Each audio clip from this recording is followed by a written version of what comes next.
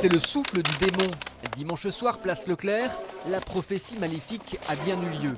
À 6h, 6 minutes, 6 secondes, l'esprit du malin s'est abattu sur Angers et ses habitants sont entrés dans la danse.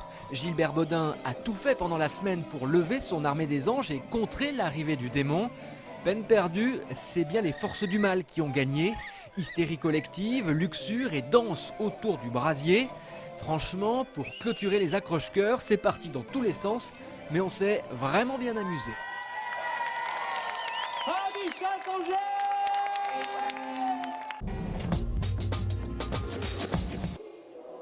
La 11e édition des accroche-cœurs a attiré ce week-end des dizaines de milliers de curieux, preuve que les Angevins sont très attachés à ce rendez-vous populaire. La parade des anges et des démons samedi après-midi a sans doute été le moment le plus suivi du week-end. Beaucoup de monde également vendredi soir pour la soirée d'ouverture. Une tornade de plumes d'anges a soufflé place Leclerc. À la fin du spectacle, le public s'en est donné à cœur joie. Ah, c'est trop génial! Les anges, super quoi. C'est beau, c'est bien, et puis c'est super acrobatique et tout, et puis c'était super féerique. C'est encore plus génial après puisque tout le monde s'amuse comme des fous là. L'autre temps fort de ce week-end, c'était dimanche après-midi lors du grand bal qui s'est tenu dans le jardin du Mail. Le groupe toulousain Les Variétistes ont donné le tempo de l'après-midi. Et puis petite mention spéciale à tous ces Angevins qui ont joué le jeu des accroche-cœurs en se déguisant. Voici en image un florilège des plus beaux costumes. Voilà, je suis méchant parce que Angers c'est bien gentil, mais accroche-cœur, tout le temps l'amour, il y a trop d'amour à Angers. Annoncé, j'ai fait. Les cacahuètes en font-ils trop? C'est une question qui, pendant les accroche-cœurs, a suscité des réactions contrastées. Caca, pipi, cucu dans tous les sens pour construire l'histoire de Gilbert Baudin, de ses anges, de ses démons. La compagnie Cacahuète, venue du Languedoc et dont la réputation sulfureuse n'est plus à faire, n'a pas hésité à verser dans le cru. Une scène limite orgiaque pendant le pique-nique de dimanche, un défilé de fesses, de résilles et de dentelles déchirées. Bref, un peu de provoque. Est-ce que ça vous a plu? Bien, j'ai bien aimé, je trouvais ça rigolo. Oh, c'est des accroche-cœurs, c'est une fois par an, on peut se permettre. Hein, c'est les anges et les démons, donc on est démons ou anges. Hein. Il y a comme une odeur de merde qui flotte sur ce festival. Il y a une vulgarité rare. Caca Baudin! Ah oui! Voilà! Pas avoir des arguments! Voilà, ta vie, elle est là, Baudin! Escroc! Finalement, pendant les accroche-cœurs, il était parfois difficile de démêler le vrai du faux. Perplexes, les Angevins, pas tous. Et puis de toute façon, ils ont quand même bien rigolé.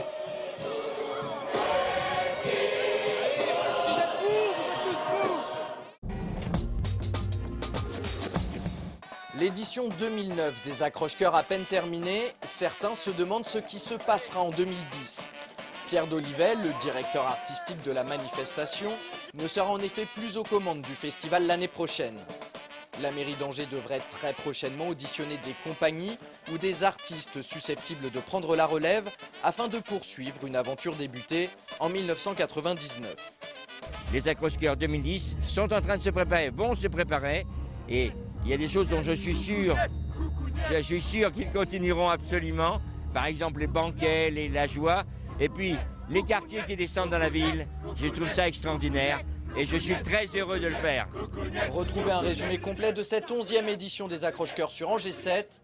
Rendez-vous pour les premières diffusions le vendredi 25 septembre à 19h15 et 22h45.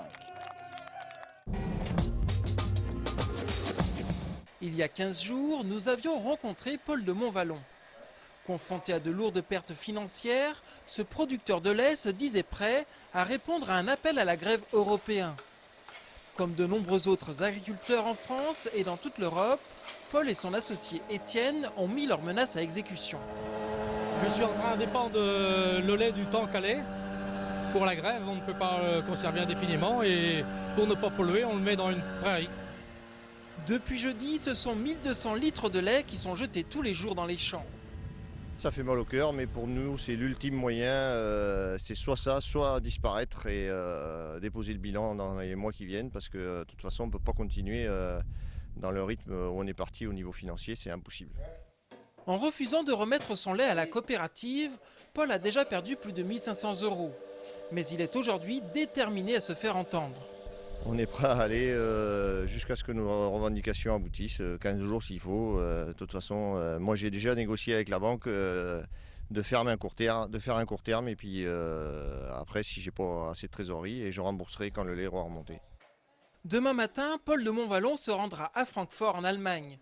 Là-bas, il fera le point sur le mouvement entamé avec les autres pays européens.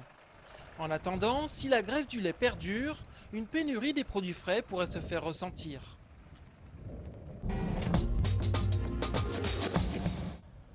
C'est un débat qui va très certainement alimenter les conversations des amateurs de football. En fin de semaine dernière, lors de sa conférence de presse de rentrée, Jean-Claude Antonini a en effet confirmé qu'il restait partisan de la rénovation de Jean Bouin et qu'il n'y aurait donc pas de nouveau stade. Le maire d'Angers mettant en avant pour expliquer sa position le montant de la facture qui lui semble trop élevé pour la construction d'un tel équipement. Voilà qui ne va pas améliorer ses relations avec Willy Bernard, le président d'Angesco, qui milite lui au contraire pour la création d'un nouveau stade Angers, comme il l'avait expliqué sur notre antenne en juin dernier. J'ai besoin d'un nouveau stade. Aujourd'hui, j'ai pris conscience de la difficulté économique dans laquelle tout le monde se trouve, y compris les collectivités.